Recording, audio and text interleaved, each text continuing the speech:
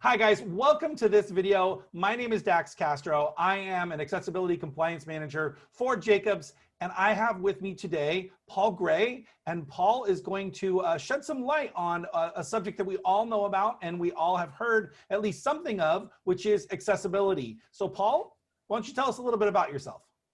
Well, thank you, Dax. My name is Paul Gray. I've been working with the Society for the Blind right downtown in Sacramento, 1238 S Street, for the last 6 years. I was able to start working in a program that's called Access News that gives all blind or low vision people access to printed material. And then I started working in the Senior Impact Program, which I learned how to do orientation mobility, and I gained really interest in accessing technology. The blind had to use any piece of technology that you can think of. So the Apple iPhone, operating systems, JAWS, screen readers, magnifiers, all types of devices, anything that has OCR built in.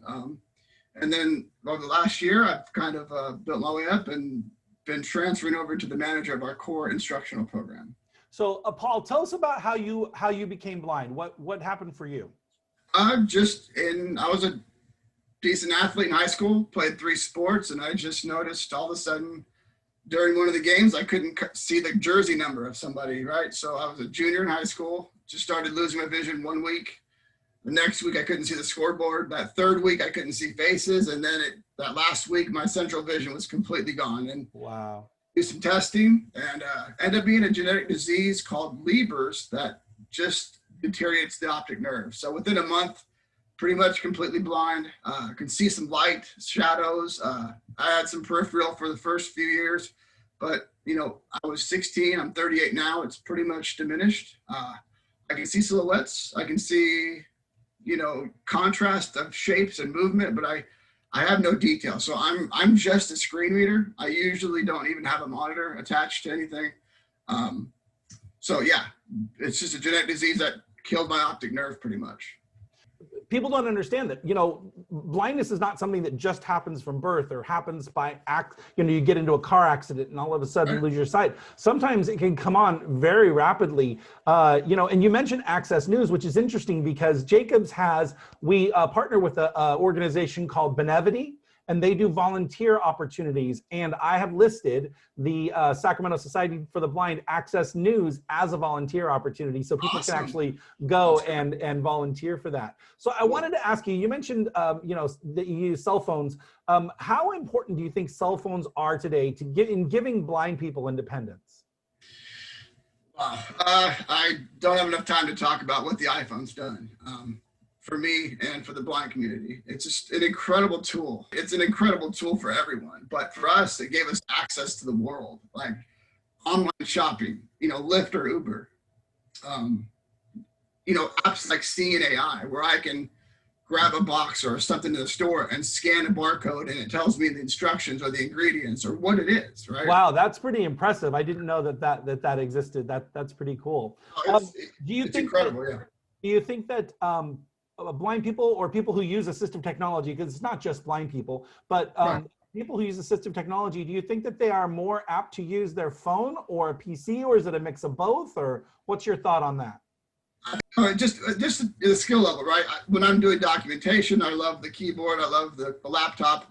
When I'm on the go or out or in line at the bank, at the doctor's, I can still complete the same tasks, just in a different way. So they're both incredible tools. And again, I think the phone and the tablet is probably just something to easily pick up with finger gestures, a few taps. That's just kind of what we notice. Now, what are some of the types of documents that you access with your phone? What are some of the things that you're using screen readers for? Well, on the phone, I have access to any type of file, really. It just depends. Right. The great specifically PDF. So if you're going to read a PDF file, you might do it more on your phone or more on your laptop. I would say it's probably easier to read, and every time it doesn't work on the computer, I get my phone out. For some reason, the voiceover on the Apple that I can really verify for the Apple devices. When I'm getting a PDF, I can easily open it through mail or a text message. It seems to read it really clean. Awesome. So what kinds of PDF documents are you opening? I mean, obviously important medical ones or stuff from certain specific counselors we work with, getting kind of documentation or authorization numbers, getting specific detailed information. Well, so I wanted to take this opportunity to have you do a little testing here. So I've given you, we pre-gave you 2 documents. One is kind of a basic document that has really no accessibility. It's kind of your standard PDF. It happens to be our Jacobs company information. And then I have a second document that actually is tuned for accessibility. It's built with accessibility in mind. So I wanted to kind of get your take on how the kind of information you're getting in each one. And maybe you could use screen reader for us and walk through that document, both of those documents. Yeah. Let me go ahead and share my screen. Sure. Up and load. Perfect. And Jacobs, we're challenging today, reinvent tomorrow by solving the world's most critical problems for thriving cities, resilient environments, mission critical outcomes, operational advancement, scientific discovery and so discovery. it kind of starts to just read, and that's what JAWS does, in which you kind of want to stop it so you gain focus. And then I always move my control to the top. Jacobs company factory. But again, when it opened, it said no links, no headings, I believe. No unvisited links. No unvisited links. So I'm trying to access them. No visited links. No headings. So yeah, this document isn't tagged at all. So I really have to just navigate pretty much line by line or paragraph by paragraph, which is really tedious and not a good way to find information. But Right. so, I mean, literally my only ideas here is I can down arrow line by line. I could decide to read by paragraph, or I could hit the read all command and kind of just let it go. But again, I can't find a section or I can't find a link. Usually if something's tagged really well, I can quickly open a headings list or a links list, or just with a simple keyboard command, I can navigate quickly by headings or different levels in order to find a specific topic or subject that I know I'm looking for. Paul, why don't you go ahead and just read this start from cursor position. I'm interested to see what the read order looks like. I know you can't know when it's not reading correctly, but the screen does highlight, so people will be able to see. Okay, I'll just go by paragraph. We'll see. Sure. Three graphic are Jacobs. Jacobs, we're challenging today, reinvent tomorrow by solving the world's most critical problems for thriving cities, resilient environments, mission critical outcomes, operational advancement, scientific discovery and cutting-edge manufacturing, turning abstract ideas into realities that transform the world for good. With $13 billion in revenue and a talent force of more than 55,000, Jacobs provides a full spectrum of professional services, including consulting, technical, scientific, and project delivery for the government and private sector. By the numbers. Focus areas. Operational graphic. Advancement graphic. See there, so there it skipped 2 different headings and 2 different paragraphs. And it said graphic. Operational advancement graphic. Advancement graphic. There's one thing to be able to do with So it advancement read that text as a graphic, which is Yeah. interesting. So that's interesting. Okay, well, I think we've kind of proven the point here. Let's go ahead and close this document, open up the other one that I sent you earlier that's been tagged for accessibility. Do the same thing. I'll hit enter to open. Enter. Using Adobe. And can we slow that down just a little bit? Yeah. Slower. That's good. Slower.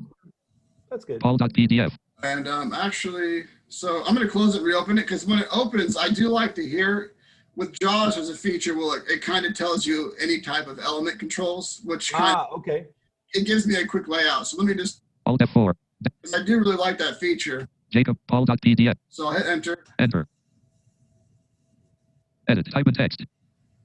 Jacob's logo. Challenging today. Reinventing tomorrow. Document. 15 headings and 3 links. Jacob's logo. I don't know Challenging. if you tell me. It said the name of the document, and then it continued to open, and then it says 15 headings, 3 links. So now I already know there's 15, either heading level 1, 2, or 3. So 15 topics, right? So I can easily navigate to see what those topics are. How do you do that? How do you navigate to each of those links? So headings I navigate in 3 different ways. When I'm going blind, obviously into a PDF or a web page, I sometimes want to know the layout quickly. So I open up the headings list. Heading list dialog. Headings list view. Are Jacobs 1. So here I'm at the top, and I can just arrow down to see what type of headings are here, which gives me a complete control and the knowledge of how this PDF is laid out. And I'll just go down, arrow through them. By the numbers 1, 2 of 15. Focus areas 1, 3 of 15. Mission critical outcomes 2, 4 of 15. Wow, so that really helps you kind of get a lay of the land before you start diving into the document then, yeah? Yeah, absolutely. And I can, if I find a heading I like, I can go Operational advancement 2, 6. operational advancement. I'm going to hit enter because that sounds interesting. Enter. Heading level 2 operational. Operational advancement. And then I'm now in that exact spot on that heading within the PDF. That's awesome. Now, when I'm just Paul.p. on the go, instead of open, I can just hit the letter H. It'll find the next heading, or I can go reverse that with Shift H. So I can just go through each heading, like just with the click of a key. Are Jacobs heading level 1. By the numbers heading level 1. Focus areas heading level 1. Mission critical outcomes heading level 2. And with Can you go back JAWS, to that? Can you go back to that by the numbers section? Focus areas heading level 1. By the numbers heading level 1. And can you read through that for us real quick? More than 40. Countries. More than 55,000. Talent force. 400. Offices. $22.5p. So that's interesting. So in this PDF, and because I was the one who created it for you, the visual element says 40 plus countries and then 55K plus talent force. And so we have the ability as editors to, as remediators, document creators, to go into the document and assign different text than what's actually displayed, because we want to relate the meaning. And 55K plus, now that's a little, I mean, some people I think could definitely understand what that means, but sometimes it's not so obvious. And then it's interesting that the dollars here are reading 22.5B, you know, in that area. Yeah, it is interesting. And again, it might make me a little interested, and then I might have to go read word by word and kind of put it together. But again, you know, a lot of people would kind of be confused about what that's trying to tell them. So I like the fact that it did say, you know, 55,000 K, or, you know, but the B thing, it's a little weird, but right. But I see what you're doing there. Offices. $22.5p. And then, so earlier up here when it said 1,000, is that what it shows, or it shows 55 plus? Offices. It 400. shows Talent force. 55K plus. Okay, let's see what JAWS. More than 55,000. So that's nice. That's really Yeah. nice. That's obviously what you tagged it to say when a screen reader goes over it. Right. Good. Now this is JAWS. If we use NVDA, you know, you and I both know as being in this business that the screen readers might announce things differently. And so that's why I think testing for us, testing with multiple screen readers, allows us to make choices about what to do for certain elements, right? If a document reads mostly okay in one screen reader, but terrible in another, maybe we make a balance there of some sort. Like this 22.5B, I know that in NVDA, it will read $22.5 billion. So if I know in JAWS it's not going to read it that way, I can go in and take extra steps to make it correct no matter what screen reader. I think testing in both screen readers, and, you know, I know you're doing PDFs, but sometimes I'll use a specific screen reader with a specific web browser. Or when I'm doing tasks, like you said, one does one good and one does the other as well, but better. So right. What I'm doing, I usually use JAWS and Chrome and NVDA and Firefox or Brave or a different, you know, DuckDuckGo. So it just depends what I'm doing. If I notice it's not working correctly, I'll shut it off and use the other screen reader. And how do you handle links? There's some links in this document. Again, I can open up a quick list, which is nice. Links list dialog. Links list view. Jonathan's email. 1 of 3. To move to items, use the arrow key. So it says links list. It shows me a view, and then it tells me how many there are. And then I can just use my arrow keys. Carrie's email. 2 of 3. Carrie's email. Jacob's career page. 3 of Jacob's career page, and then you're the home. Jonathan's email. 1 of Jonathan's email. So, you know, link is obviously an email as well. And I can hit enter to activate the link. I can also just move to it. Move the link button to activate enter. Link Jonathan's email. So now I'm focused on it and not activating it. So Oh, that's cool. Yeah. Yeah. Well, I can and as remediators, when we create these documents, setting the alt text for the link really helps people understand what's going on. And it's not just because we're trying to have some extra code, but it's if someone were to pull up that list of links, right? It's nice to know without having to sit and listen to each of the characters, Jonathan.Doros. You know, at jacobs.com, they can just hear Jonathan's email or the careers page rather than for really long URLs. Imagine having to hear the entire, you know, what / this / that. So adding that metadata really definitely helps. And I can see in that links list how that could definitely be a benefit. Oh, it's huge. And the thing about links and stuff, or even an email like you did, I like the way you put that in there. JAWS would just say it's a misspelled word because it's trying to think it's a real word, right? So putting that in there makes it real easy. Oh, that's his email address. If I hit it, it'll probably an email by default, and I can react to your email right away. Right, and I know some people actually, Acrobat has a feature in it where if you're using a mouse and there's an email link or an email address or a website, it will automatically make it a link that you can click on. But for when you use a keyboard only, it actually doesn't. When you focus on that element, it doesn't make it an automatic recognizable link. So you could open this document and hear no links like in the previous document. And even though there are for people using a mouse, there aren't for people using a keyboard. So it's definitely interesting. So given the types of documents that you're looking at, what do you think are some of the most common things that you're seeing when you're trying to understand a PDF document? What are some of the common things that make you angry, or the things that make it more confusing or problematic? I mean, headings are most important. Headings or links. Like I said, the headings, if a document's tagged with headings, I can easily get to where I'm going quickly. Graphics are a real pain because if without tagged correctly, it's a bunch of gibberish, right? And right. JAWS it'll say graphic, and it says a bunch of numbers, and I'm not sure if that's important. Sometimes it tries to tell me the dimension of the picture, of how big it is, and really I'm trying to grasp information, so I'm kind of confused most of all. Alt text is so important, and you just proved a great point that, when you use the default alt text on some elements, it's just a bunch of garbage. It's a bunch of, it's a bunch of random numbers, or maybe it's the file name, or, even Word now will try to guess what the alt text is for that image. So you'll come across graphic, image of sunglasses or image of glasses as the default. And that's like their default answer for everything, which is pretty funny. So if you could speak to the people creating documents for people using assistive technology, what are some of the things you would tell them that you think are important that they need to know? I mean, every detail matters, right? I mean, every edit box, every combo box, labeling it just makes our life completely easy. And then again, testing it with multiple screen readers. Well, Paul, thank you so much for taking the time to walk through this with us. Can you give us a little bit of information about Society for the Blind, just so that people who know kind of, what that is and how that helps people in the community? Absolutely. So Society for the Blind helps low vision and blind. And we have multiple departments. Like I said, we have our own amazing low vision clinic.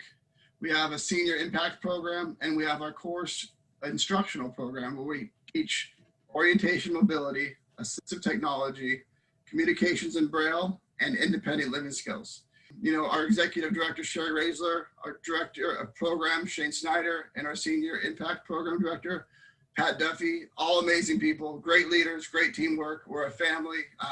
If you know anybody that has any vision problems, just refer them to us and we'll take care of it. I appreciate your time, Paul. Thank you so much. Hopefully you've given some people watching this video some insight as to, why it really matters to create the structure in a document, what accessibility really is, and probably their very first look at seeing a person using a screen reader and hearing how that all happens. So again, Paul, thank you so much. And I really appreciate your time. I appreciate all you do. We really appreciate it in our community. Awesome. Thanks a lot. As Accessibility Compliance Manager, I wanted to spend a moment during Inclusion Week to thank you for caring about accessibility. I know that for a lot of you, this is a new and seemingly frustrating topic with lots of twists and turns. Having come from managing the rollout of the accessibility program for the California High-Speed Rail project, I know firsthand how adapting to federal accessibility requirements can be a challenge. We know our clients are struggling too, and many of them are looking for guidance and clarity as they adopt the Web Content Accessibility Guidelines that are being introduced worldwide through the AODA, Section 508, EU 301-549, and several other avenues. Let me reassure you, the accessibility team is here to support you from the proposal stage right through document delivery. We have the answers on how this affects your scope and budget and timeline, and can help your project stay as successful as possible along the way. In fact, we've launched a new email, accessibility@jacobs.com, to answer your call for clarity on all things accessibility. Reach out and we'll reach back. We are here to help. Remember that accessibility, it's more than a mandate. It's about equal access to information. The impacts are felt by real people with issues beyond blindness, such as hearing loss, low vision, color blindness, mobility, and cognitive issues. What we do impacts those around us, and inclusion is the right thing to do. Thank you so much.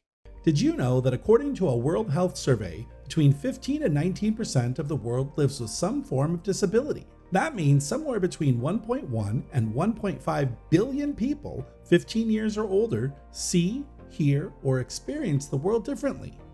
In today's digital world, access of information is more than a convenience, it's a right. Almost everyone carries information at their fingertips. They use phones, tablets, and laptops to access websites, email, videos, social media, and of course, documents every minute of every day. Digital accessibility is the process of making digital products, websites, mobile apps, and other digital tools and technologies accessible to everyone, providing all users access to the same information, regardless of the impairment they may have or the method they may use. Document structure is a key element in providing a same user experience.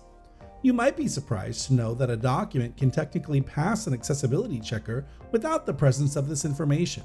It is for this reason that human evaluation is so important when considering accessibility.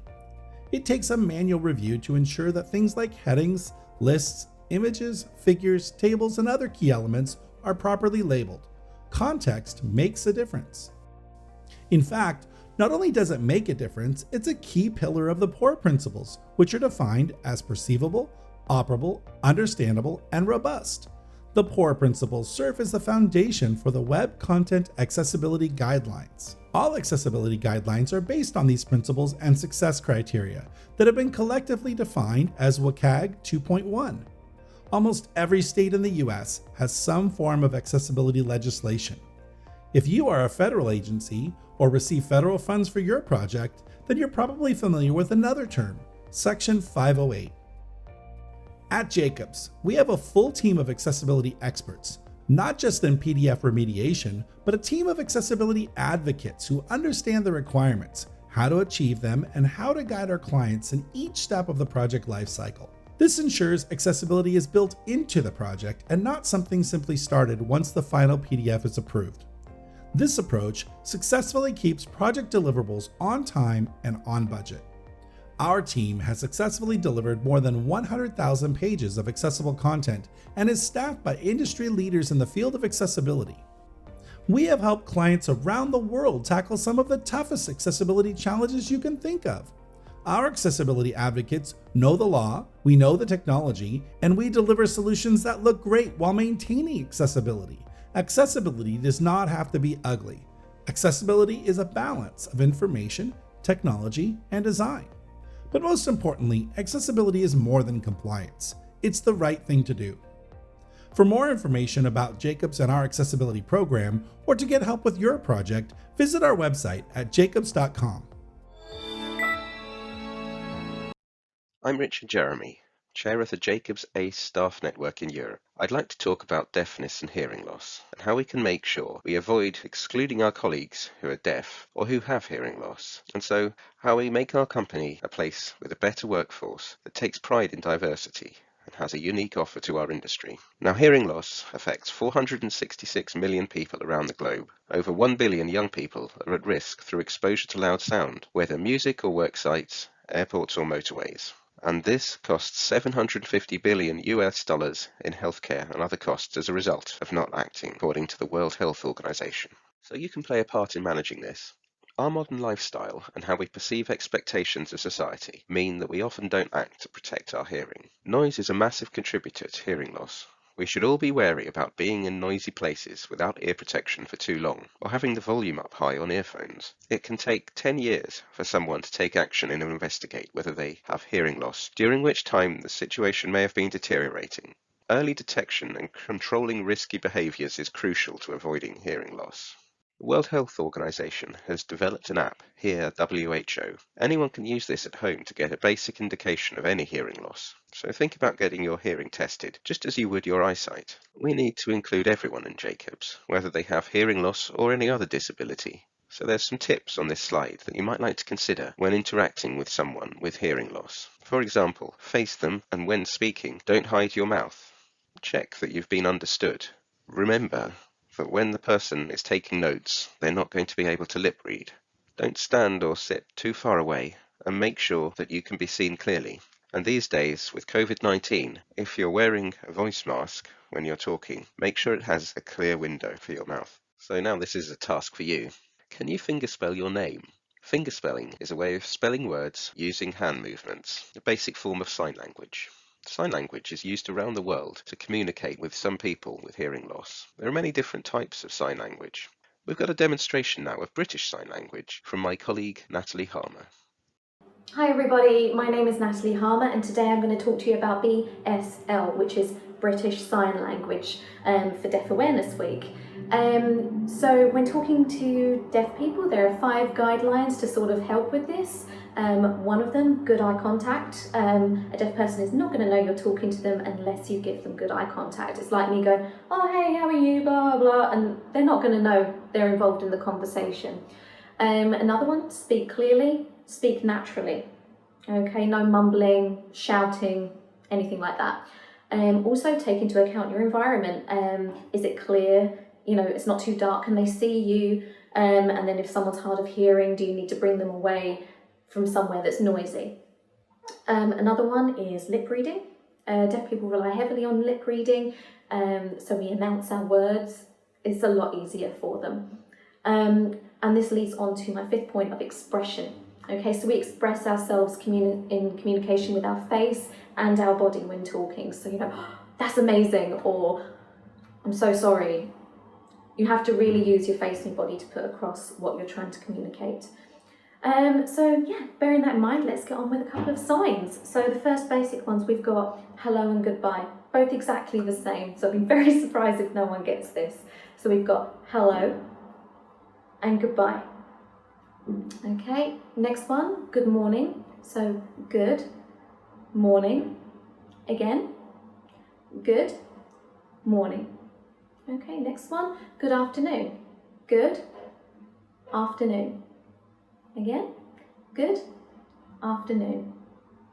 And next one, for those people that work late, we've got good evening, like the sunset. Good evening. Okay, and then you're meeting someone, you want to say nice to meet you with our thumb. Nice to meet you. Okay, again, nice to meet you. How are you? Both hands. How are you? Okay, again, how are you? My name is, so my name is, and I'm going to go N-A-T-A-L-I-E. So it's kind of backwards, it's like name it me, or name is, okay? So my name is, and then sign your name.